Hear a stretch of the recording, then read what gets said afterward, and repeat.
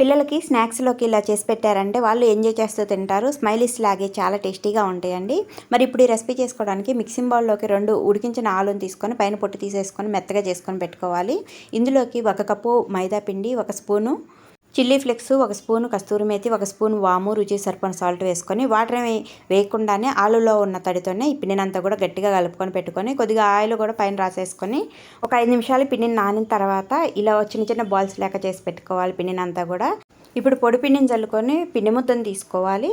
దీనిని లైట్గా ప్రెస్ చేసుకుంటూ ఆయిల్ రాసేసి పైన పొడి పిండిని చల్లుకొని మళ్ళీ ఇంకొక పిండి ముద్దను పెట్టుకొని ఇదే విధంగా ఆయిల్ రాసి పొడి పిండిని చల్లుకోవాలి. ఇలాగే 3 ఉండలు పెట్టేసుకొని వీలైనంత పలచగా రుద్దుకున్న తర్వాత రౌండ్ గ్లాస్ తోటి ఈ విధంగా కట్ చేసుకొని పెట్టుకోవాలి. ఇప్పుడు లైట్గా ఆయిల్ రాసేసుకొని వీడియోలో చూపిస్తున్నట్టు మడతలు పెట్టి వెనక వైపు కార్నర్లో కొద్దిగా నొక్కినట్టు అన్నామంటే మనం ఆయిల్లో వేసినా కూడా ఈ మడతలు పడకుండా ఫ్రై అయినాక ఫ్లవర్స్ లెక్క వస్తాయి. వీటికి కాంబినేషన్గా కొద్దిగా టమాటా కెచప్ ఇచ్చామంటే పిల్లలు కూడా ఇష్టంగా తింటారు.